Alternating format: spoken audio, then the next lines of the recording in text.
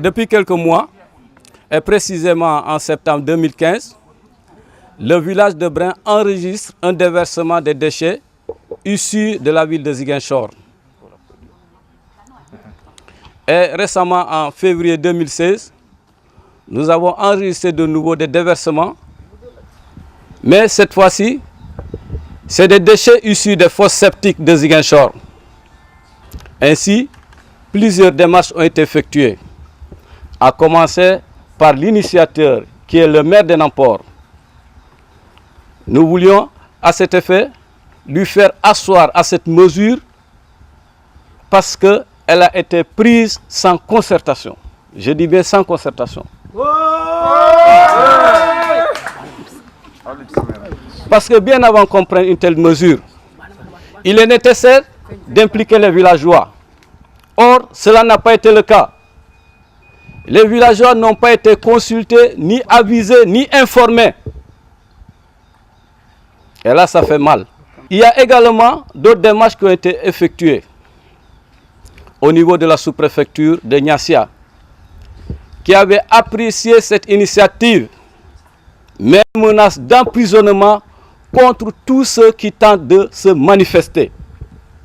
À partir de cela, le comité a eu à recevoir le préfet pour une solution apaisée. Malheureusement, aucune solution ne nous a été apportée.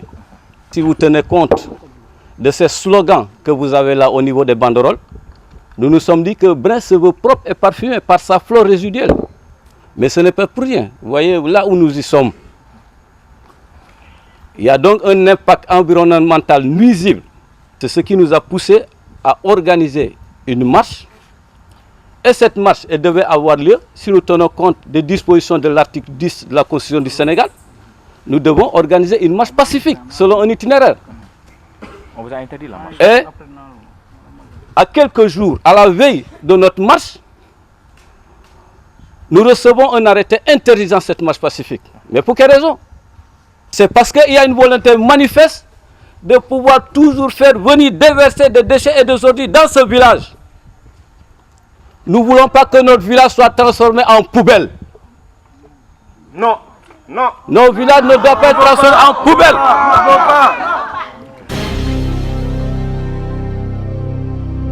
Désormais, le secteur de la santé sera paralysé pour cause le syndicat autonome des médecins du Sénégal va aller en grève tous les 15 jours pour 48 heures. En effet, selon la représentante du SAMES, l'État du Sénégal n'a pas jusque-là respecté ses engagements. Il y avait un protocole d'accord qui liait le gouvernement du Sénégal avec l'ensemble des syndicats de santé qui sont actuellement en mouvement. Donc, c'est des protocoles d'accord qui ont été signés avec ces syndicats et la matérialisation de ces accords tarde à venir, ce qui pousse les agents qui sont affiliés à ces syndicats à aller en mouvement pour pousser le gouvernement à respecter les engagements qu'il avait pris par rapport aux travailleurs qui sont affiliés à ces syndicats de la santé. Nous avons été trop longtemps lésés et nous vivons dans l'injustice. Et nous voulons que cette injustice-là soit réparée par le gouvernement du Sénégal. Donc, nous continuons à mener notre bataille tant que nous n'aurons pas gain de cause. Selon toujours le docteur Diamassaro, ce mouvement d'humeur ne concerne pas les cas d'urgence car ils seront toujours pris en charge. Quand on fait un mouvement d'humeur, cela ne veut pas dire qu'on reste chez nous et qu'on reste les bras croisés. Il y a toujours les urgences qui sont prises en charge, les malades hospitalisés sont pris en charge. C'est les activités de routine qui sont gelées, notamment les consultations de routine, les analyses au laboratoire qui sont faites de façon routinière sont gelées, les actes administratifs sont gelés, mais les urgences sont prises en charge, les malades hospitalisés sont suivis comme cela se doit. Du côté des patients, on déplore cette situation tout en invitant l'État du Sénégal à trouver un terrain d'entente avec les médecins. C'est une situation que nous déplorons avec la dernière énergie parce que dans un pays qui se veut émergent, la santé et l'éducation pratiquement sont prioritaires. Il faut que le gouvernement appelle tous ces syndicalistes autour d'une table, qu'ils se disent la vérité, que le gouvernement dise exactement voici en réalité ce que je peux faire et qu'il dégage un échéancier bien clair, que ce soit du côté des enseignants et aussi du côté pratiquement des médecins. Avec ce mouvement d'humeur, le système de santé renoue avec l'instabilité qui risque de perturber sérieusement le fonctionnement des structures de santé. C'est des actes comme ça qui sont louables. Que Ubitei Diangatei ne soit pas un slogan, qu'il soit un acte concret, qu'il soit officiellement un enseignement qui soit dispensé à partir des dates indiquées de l'ouverture des classes au Sénégal.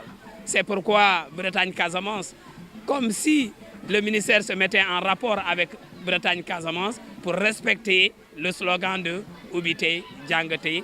Et je pense que Bretagne-Casamance a dû entendre l'appel et a répondu au moment qu'il fallait. Et c'est pourquoi je dis qu'il faut honorer et qu'il faut féliciter. Il faut ensuite décorer tous ceux-là qui interviennent de loin ou de près pour accompagner la République du Sénégal dans sa politique éducative, sinon même dans toute sa politique de développement du Sénégal.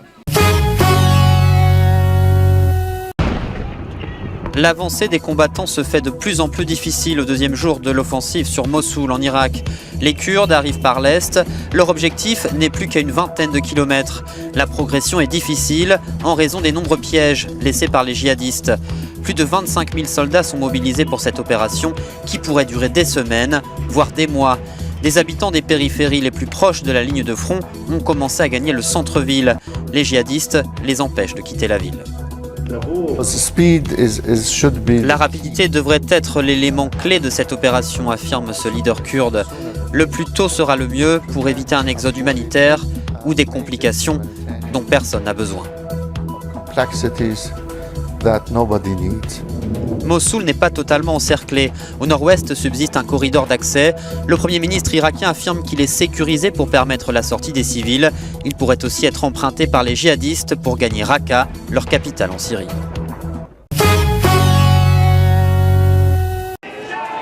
L'Équateur a restreint l'accès à Internet de Julian Assange, qui vit réfugié dans son ambassade au Royaume-Uni. Le gouvernement équatorien s'est justifié en précisant qu'au cours des dernières semaines, Wikileaks a publié une importante quantité de documents qui ont un impact sur la campagne électorale aux États-Unis. Ce sont des emails qui perturbent la campagne d'Hillary Clinton. L'Équateur affirme qu'il ne soutient aucun candidat et que c'est pour cette raison qu'il a restreint l'accès à Internet de son ambassade. Washington a de son côté démenti les accusations de Wikileaks selon lesquelles John Kerry avait demandé à l'Équateur de couper la connexion de Julian Assange.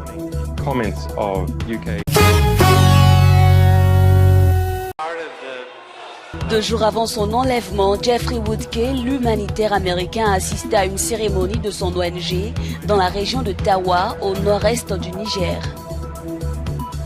Seulement après cette sortie, les autorités de Niamey ont perdu ses traces et indiqué qu'il se trouverait probablement au Mali, entre les mains du groupe djihadiste Moudjahou.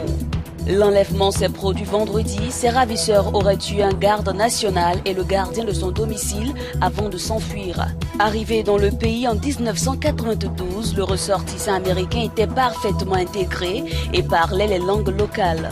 Son organisation voulait s'investir dans la promotion de la démocratie dans cette partie du pays très instable.